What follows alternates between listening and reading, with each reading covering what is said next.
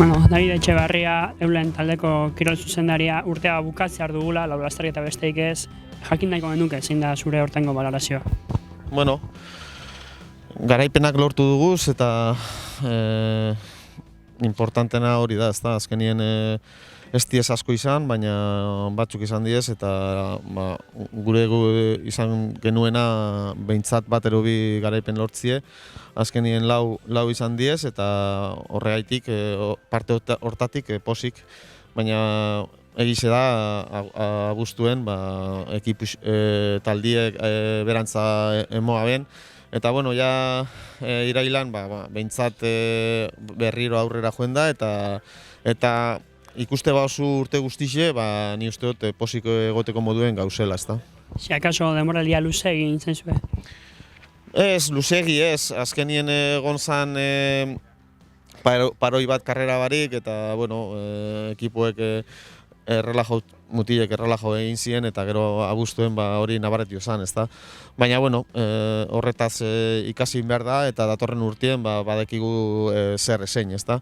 Baina azkenien balorazioak egin bidiez urte guztixekuek eta urte guztixe ikuste oso taldie oso ondo ibili da, talde moduen biharra ondo injuz eta gainera lau garaipen lortzi eta lau hortatik bat txirrundale batek lehen urtekue izatie, hori posgarria da guretzat, ezta. Denboraldi hasieran 4-5 garaipen nahi zen dituztela esan zenuten, hortik ibili zeate, baina hortaz gain baita ere garrantzitsua izan da Euskal Herritik kanpora lortzea beste tropel eta beste txirrundularitza mota batzutan, bai Frantzian, bai Espainian, horrek aurrera pauso txiki bada taldean zatez? Bai, gu klaru dekogu, taldiek Euskaditik kanpo be korridun bidauze. Azkenien txirrundularisek Euskadin bakarrik egiten dabe karrerak, azkenien badakixe zelan korridu, zer ezein, eta kanpora joten basa, azkenien desbertasun hori nabaraitzen dute eta gauz askoz gehiago ikasten dabi, eta horregaitin uste dut datorren urtien be kanpora be urtengo garela, ezta. Bueno, urtea oin fuerte bukatzen dut. Bueno, berriz goruntza hasi naiz. Urtea niretzat pizkat altibajoakin eduki dut. Hasieran kostatu zitzaidan ritmoa hartza, gero maiatza eta kaineko hilabeteak hilabete honak izan dira niretzat. Eta gero udan kostatu zait, azkenean erorketa bat eduki nun Frantzian, eta gero bakteria bat izan dut tripan. Orduan, uda kostatu zait, baina, orain rekuperatzen eta ea ondo bukatzen dugun urtea. Gora bera handiko urtea izan da, ziekaso, iazu ezalako garaipen falta zaizu. Bueno, bai, garaipenak beti,